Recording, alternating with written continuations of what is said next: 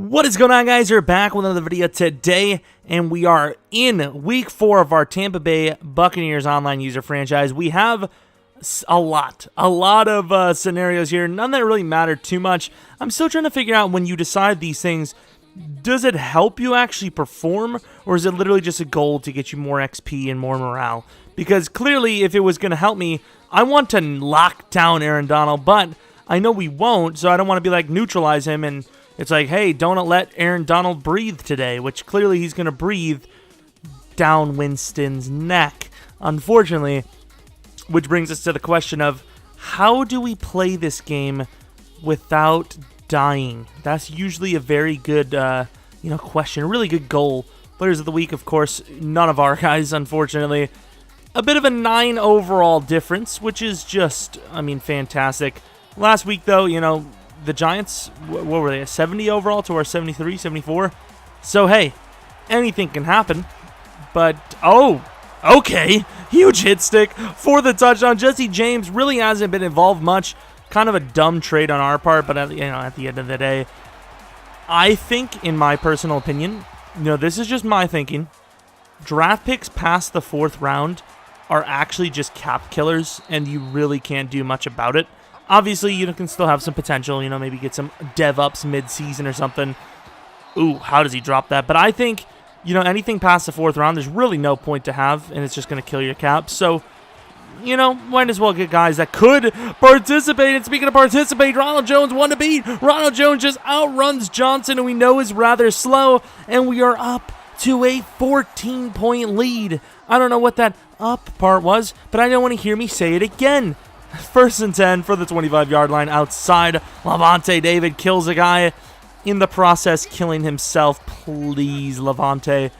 He's been kind of silent, but that's because he just does his job. That's the reason why he only has star development in this game. He's insane in real life, but he just does his job, so he's not flashy. But that doesn't matter to me. That should have been a pick. Now that matters to me. Devin White has been really flashy this season. A couple of missed opportunities, though, the last few weeks. Unfortunately, here 1st and 10, Shaquille Barrett, the guy that we need to get going. He's the one guy we actually have a chance with, pass rush-wise, to the outside. Perfect user. That's just beautiful usering. Devin White up to 4 on the season. Should be up to 7 now. Math is hard. 6, because he dropped 2, week 2 or 3, I don't remember, unfortunately. 1st and 10, though, inside Scott Miller. Scott Miller seems to be good for like one breakout play a game. So, fortunately, that's good. If you're a Scott Miller fan, that's the last you're going to see him in this game, because he just used up his one opportunity. We're off to a pretty good start here. If you've missed Chargers League, here you go. Here's the Chargers League for you. Apparently, we're just going to smoke them. Maybe, hopefully. We obviously have been known to choke. Perfect D by us. Unfortunately, that's going to go for a massive 1st down. Should have been picked or swatted. Neither of the things have happened. I thought that was going to us. 2nd and 10. Thanks, Edwards. Good job, guy. 1st and goal from the 1, though. Picked off by Devin White. A little bit of a low throw. We're like, oh, where do we go? And we just kind of sat there and just took the hit. 2 picks now. 2 tackles. Devin White could be player of the week. We gotta keep it going. 1st and 10. By far the best receiver on this team. I know Mike Evans is great, but the mismatch that Howard provides is insane. Here to the outside, Godwin getting involved finally. I can see why he's been upset, because he has been, kind of neglected here. Winston neglecting good football by throwing it by a mile over. Here goes Ronald Jones, who has just been a pleasant surprise. I knew he had potential going into this thing, but he is doing very well right now. And speaking of doing very well, a perfect throw to Godwin. If he's mad after this game, I don't know what to tell you. He's just basically doubled his season in those few throws, which is really bad on us. But it's still a long season. You never know. He could end up being the number 1 receiver. 4th and 6, I believe. Math is hard. So is reading. 1st down. Nice conversion there. And he gets sacked by Vita Vea, the big fella, coming into play. Honestly, he's been kind of bad for us. And here's a fumble, but let's be honest. He was miles down. He basically did his taxes while he was down on the ground there. 3rd and 5 from the 49-yard line. Devin White trying to make a play, can't do it. And apparently Everett's just the hardest man in the world to engage, because You know, he just can't find a woman or man, if that's what he's into. Michael Sam, hello. Look at this user. Another drop, man. I think that could be on me, though. But the thing is, if it's bad, it'll say bad user timing. So it was at least average, you know? It was at least an average one. To the outside, 4th and 10. Takes a shot and almost actually picked off. What a damn play. I take that. I really wish I could have taken that. And here, okay, we're kind of even. We're kind of even for some of the drops for Devin White that probably should have been picked, especially Weddle. I think when they have an animation like that, speaking of animations, OJ Howard, proven my statement could be correct. But I think when you have an animation like that, I think it is that you messed up the timing. And look at this beauty. Pump fake Johnson out of the way. I don't know how the game says that was inaccurate, but that was accurate to me. That's where I wanted the ball. So thank you, I guess. Here goes a Damakong Sue, finally.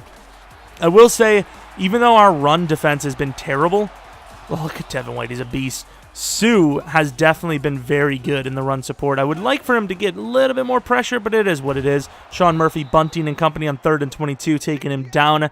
We do get the ball with 47 seconds left from the 38 to the outside. Scott Miller having a game. This is by far his best game of the season, no doubt about it. Could have been even better if Winston actually made throws. And speaking of, what is that throw? Severely underthrown. Howard does catch it, but Jesus, inside. Yikes.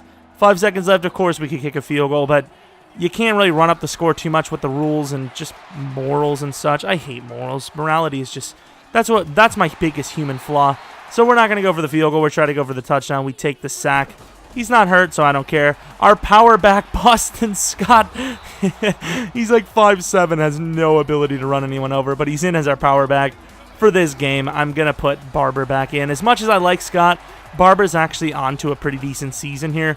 3rd and 12, that's just never going to happen. It's not a terrible throw, just never going to happen. Thankfully, the sideline kind of saves us there. But yeah, you know, Boston Scott's decent. It's just Barber's actually had a really good season, so there's no point in wasting that. And Evans, could you at least participate at some point? That would be cool. I think if he did have a hit stick fumble against the Panthers, that was huge for us, but still, participate. There, that's a huge swat because Scott Miller was wide open. Probably would have had a 100-yard game if he would have gotten that. Could not, though. 2nd and 6. Gurley to the outside. Could you not? Thanks, Gurley. See you later. 10-yard gain there. Goff stepping back about 4,500 yards. And Evans is useless. I don't know why that's happened a few times, though. Is that just something that happens? Am I stupid? What, like, usually with Devin White, I can get in position and at least get my hand on it anytime I want. But switching off to the safeties, it's like they just go blind. I don't even know. 3rd and 13, no conversion, but it is 4th and 3. Honestly, I don't even know if he's allowed to go for these 4th downs, but I really don't care. Like, that's the one thing I don't care about the rules. As long as it's not something cheese, fine with me, you know? Like, he's down by a ton. Why wouldn't he go for it, you know? And here, another drop by Devin. That animation kind of seemed like he should have caught it. It could just be Devin White's catching, which is rather low. But there you go. User lurk, Devin White. And, of course, we actually could probably take this back for 6, but the rules state you cannot take it back. Win up by so much in the second half. And you could say, oh my God, that is wide open. You could say, oh, it's unfair. It shouldn't be like that. But you got to remember, everyone else in the league has to follow those rules. So as much as it would help us, it would also help them. So, I mean, it is what it is. I think it's fair enough, you know. Shouldn't be able to run it up too much. That's kind of a mutt thing competitively. I don't think teams really would. But look at this. Jamel Dean's first pick of the season is superb user coverage by us. I'm not saying that was the hardest thing in the world, but the amount of field we covered and to get back and perfectly cover the main route is amazing. Nick Fitzgerald, it was amazing that he missed that throw. I would have fell down right when I caught it, but still. And here we bumped him for some reason and just stopped dead. Should have been all over it. And speaking of should have, I really regret this game. Knowing now what I know, I would have played user corner all game long. There goes Barber, look at him go. It's just Devin White, he's going to have chances at picks against even the best of users, but these cornerbacks are so bad. This was an opportunity to really get some interceptions, at least, you know, try our best. And here, Godwin. This one I regret. I tried to fall down, but I forgot no matter what. Even if you have right trigger, left trigger, and tap it, no matter what, they're going to celebrate. I don't even know. And look at this. Like, these pass interference sliders need to be adjusted.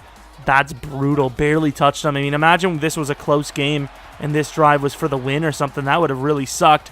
And speaking of really sucked, my user there, terrible with Devin White, unfortunately. Here we're going to go with a fullback dive, how to throw this in, because he trucks over Aaron Donald. Yes, Aaron Donald. And we run a couple more times. We punt the ball. And here, off the back foot, Vernon Hargraves will pick him off to finish the game. We finally play defense, 49-14. It could be short-lived, though. We have the Saints next week, the team leading the division. It's going to be a rough one. I'm just going to call it that way. It's going to be rough. We're going against Kermit, who you may see in the comment section from time to time. It should be a good one, but it will be rough. I expect to definitely give up more points than we did in this game, but it's a nice, refreshing win where we aren't constantly getting burned downfield.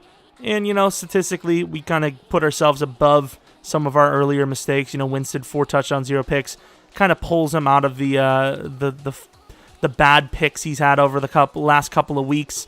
Ronald Jones had a really big run, and then honestly kind of got locked down. He was 2 for 92, I believe, and then 9 for 10 basically. So we just didn't really run it too much, other than with some of the backups later on. OJ Howard on par for potentially like a 1,500-yard season, which would hopefully put him at superstar development. He's already an insane playmaker. I mean, he's going to be here for the rest of this franchise. So, I mean, as long as we're playing it to the guys that are going to be here long term, that's fine with me. That's why we chose this team. We chose this team for some of those long-standing offensive players. The receiving core is pretty much set for the next 5 seasons, the main 4, unless we find a better receiver gem later on in the draft or something. Winston, we'll see. Ronald Jones, of course.